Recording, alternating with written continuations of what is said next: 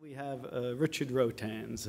Richie is an expert in the field of emergency preparedness, emergency management. He worked for Mayor Giuliani and was part of the team that was working on disaster recovery after 9/11, and I believe also established the first Office of Emergency Management for Nassau County. And if that doesn't make him an expert, being the father of 14 children, I believe, qualifies him as an expert in emergency management. So with that, I'll turn it over to Richie, and he will lead the discussion. Thank you. Dad of 14 kids, I don't think you need the microphone? Okay. Thanks for having me here. And what I'm going to talk about briefly, I'm not going to be technical, and I think it's a good segue with Dr. Steve Axelrod. I thought that was an excellent presentation. But basically, I was asked to talk about where do we go from here.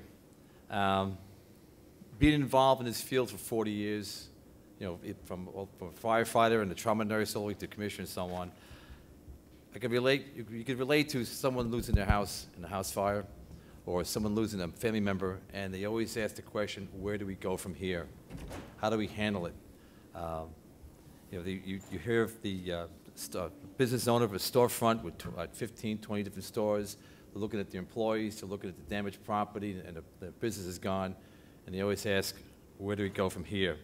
And people define disasters in many different ways. I've been part of the higher education team at Emmitsburg, Maryland for the Emergency Management Institute, and it's very difficult to define what a disaster is. It's very subjective. All right? If you have a loss of a family member, killed in a fire, line of duty, or from cancer, whatever the case may be, or loss of your home and so on, that's a disaster to that family. All right? Are we experiencing a disaster now here in the New York metropolitan area? Absolutely. So these terms are somewhat subjective. And I like the idea of the resourcefulness and the control that Dr. Axelrod was talking about before. But in my field, in my various different ranks, I've been lecturing all over the metropolitan area in libraries, social clubs, schools, and so on, and very often, the attendance rate is very, very minimal. And people have a lot of thought process that, hey, we got a hurricane coming up, it's not a problem, it's going to go off to the sea, and we'll be okay. And if something has happened, everybody's going to come to our rescue. And that's called normalization bias in disaster research theories.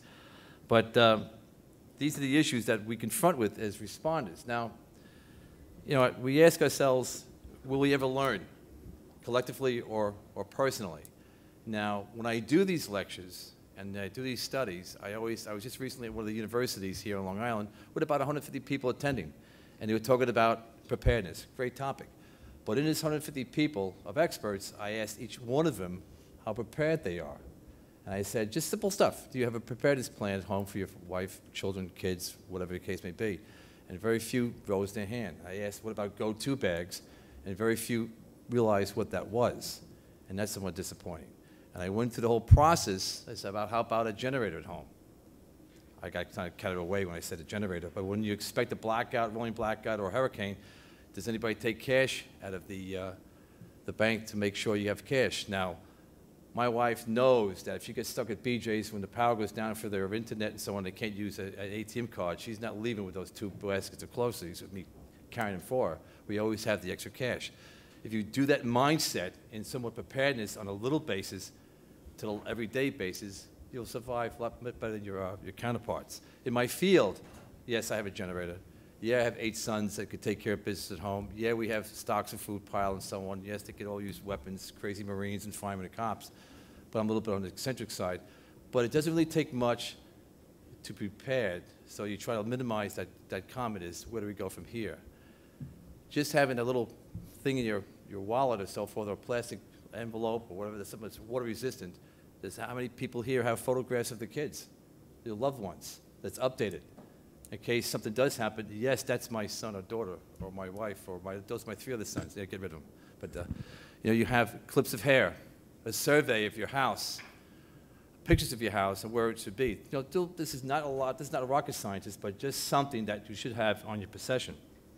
But a lot of people, through my travels and lecturing, very seldom people do that. Now, I threw this slide up here just to show that we have the responding communities here. And the Department of Homeland Security has labeled the responding group in these particular items here. But it behooves us to understand what they do. All right, now when you have a hurricane that's approaching, they're not going to be hanging out down the block with their apparatus, light trucks, police cars, while the hurricane is going through. They're not going to do that because they are in harm's way. And I would always ask people, how fast do you think the responding unit is going to come to your neighborhood if you have a wide range destruction? And a lot of people, going back to that one university, figure, 48 hours. I said, well, I don't disappoint you, but don't expect them to be from 7 to 10 days, to be ready for 7 to 10 days. All right? This was a massive hit. Fortunately, the hurricane was moving faster than 30 miles an hour over our area, and it was a Cat 1. Yes, it was wide, but down in the Gulf, where these, my brother speakers here, these cells move 5 miles an hour. They're dumping 30, 40 inches of rain, and the winds are constantly for days. These cells come by the Gulf and Florida. They hang out for about a week or so. Up here, we're on the northern latitudes, it goes by much faster. So in that respect, we're somewhat fortunate, not to play down all the destruction. So some of my family members have lost their homes on the South Shore. But you have to understand individually, as well as your organization, is how these groups on the left think and operate. If you have a business that's on the port, would support security. If they get over-flooded or they have some type of attack, whether it was crime, terrorism, or a major blackout, how does that affect you personally or your business? You look at the emergency management. Do you understand what emergency management is? Not that many people understand what they do. They coordinate. That's a whole science in itself. Public health. The health commissioner of these counties in this particular state of New York look at the health issues affecting the population. They don't regulate the hospitals. They don't regulate nursing homes. They regulate sewers and in your stores and restaurants. Their public health, on the American side, the U.S. side, or State Department of Health, they look at the hospitals. They look at the nursing homes. That's key to understand how the system works. You look at the critical infrastructure and key assets. You look at that, do you fit in there? I think that Schein Corporation off the bat does fit in there because they're key asset critical infrastructure because they supply pharmaceuticals and equipment and so on to the dentistry system as well as the doctor's offices. But banking and finance, they are prepared to a 10th degree when it comes to IT and protecting their critical assets and information. But when I lectured to these folks on the businesses when I was a deputy commissioner here in the city, I would say to these folks how well prepared you are. And right off the bat, they default, we got great IT, we got great security building. And my next question to you is, okay, now you're 1,400 people that's on the 2nd to 5th floor. If they can't get out because of X, Y, and Z event, do they have a little drawer full of maybe spare clothing? If they don't have any toothpaste or toothbrush, they'll be kind of funky in about 10 hours, okay? You know, pharmaceuticals, if someone needs heart medication, diabetic and so on, can they stay there for 24, 48 hours? And I get the blank stares all the time. Simple stuff. So you have to understand how they respond and how does your organization fit as well as how do you fit in. The expectations that we do have a reaction, you have dozens upon studies, commissions, acts, presidential directives, and so on. You had the White House report on Hurricane Katrina. You had the U.S. Patriot Act, all these great things that go on.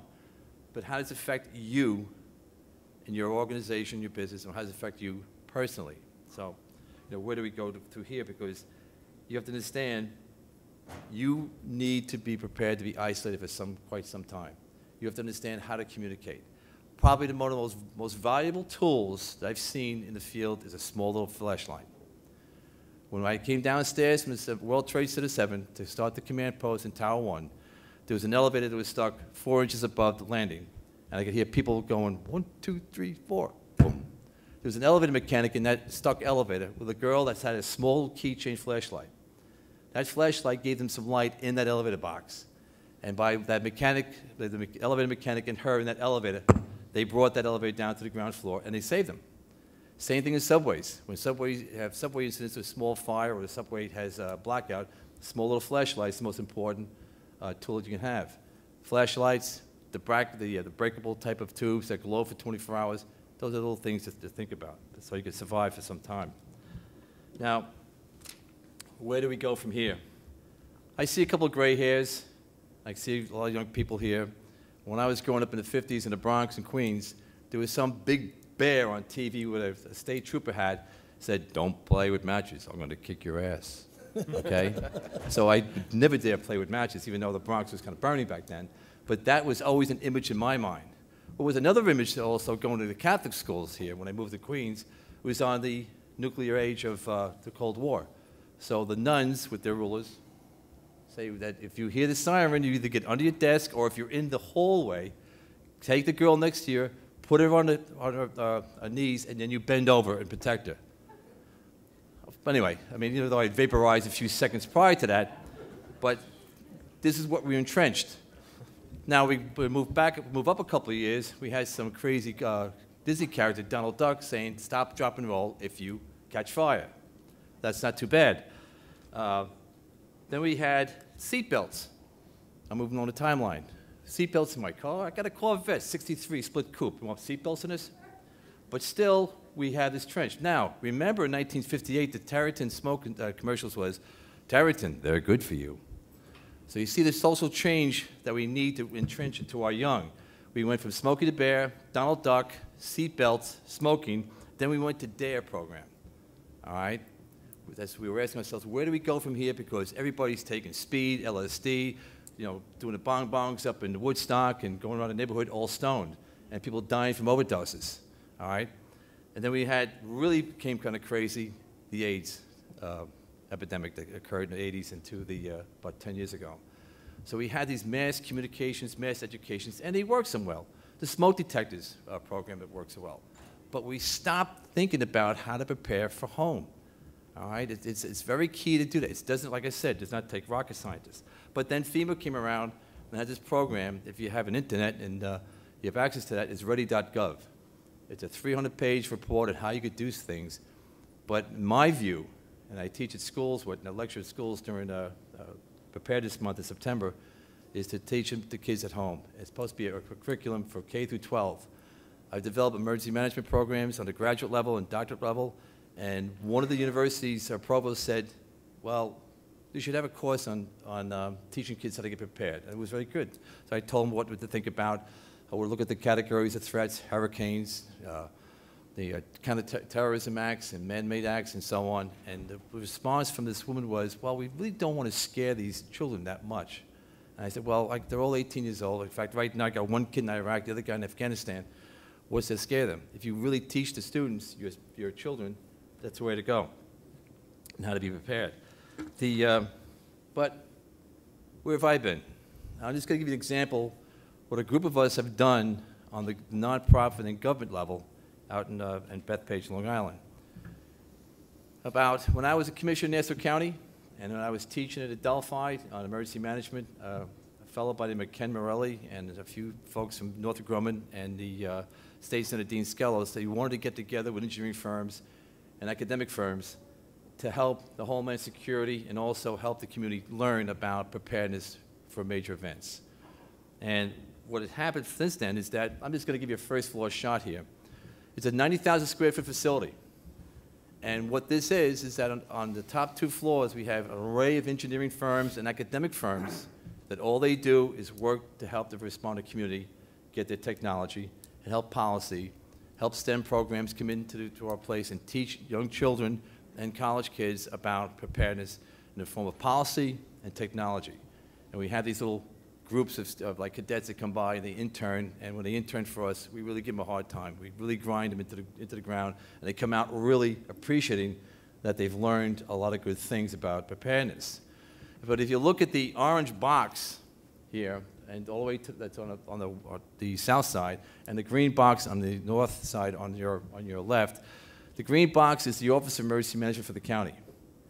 And right now, is the last 300 some odd hours, they've been activated, going 24/7, managing Nassau County. And on the green side, the orange side, I created a lecture hall for all my classes and so on. But the lecture hall is wide to become what they call a joint field office, or an alternate field office for FEMA, the state, Army Corps of Engineer, the VOADs, which are volunteer organizations, disasters, to operate and manage the event. So for the last 2 weeks or so, that place is now considered a 30,000 square foot emergency operations center with about 500 reps from all over the country. The middle part is my daily operations. It's somewhat classified. I have SCIF rooms, that's secure communication rooms, so top secret. I have the middle part is a theater that we could, through our farm of satellites and other type of communications on the roof, we're working a lot with the military and DHS, and we basically see anything or manage anything from around the country, if not the world. We have a room for the POTUS, the President of the United States. We have dry laboratories, but the agencies are there. FBI, ATF, FEMA, States Emergency Management, MTA, they're there all the time, working with our engineering firms for policy and technology initiatives, and we bring the students in there. And one of the things we keep on drilling, what are you taking home today? Well, I'm going to tell mom and dad about X, Y, and Z. Simple stuff. You can see in the top left, you have Director Joe Loader, the county executive for Nassau County. We have the governor. We have the county executive for Suffolk County. They're there on basically like every 3 or 4 days, updating the system, what's going on. The ones with all the screens, that's the classified area, which now is considered CI4, command, control, information. And the top one is at the Emergency Operations Center. So it's very, very active. And with that Emergency Operations Center, you're looking at the other ones about the agency offices. They are now completely filled with people from all over the country. I got folks there from Alaska, from Montana, and they're all, they've camped out. And at nighttime, you think you're in a war zone because there's like 400 sleeping bags all over the place, and there's a lot of snoring people. But anyway, this is where I've been. The question is not where we're going to go, is where you're going to go. So, if you have any questions? Nope. Okay, what I'd like to do next, if I may, is start to introduce these phenomenal experts here. They're going to give you about a 15-minute presentation. The first and foremost, and it was a brief introduction before, was Dr. January James. I got it right? Backwards or? That's close enough. Okay, thank you, folks.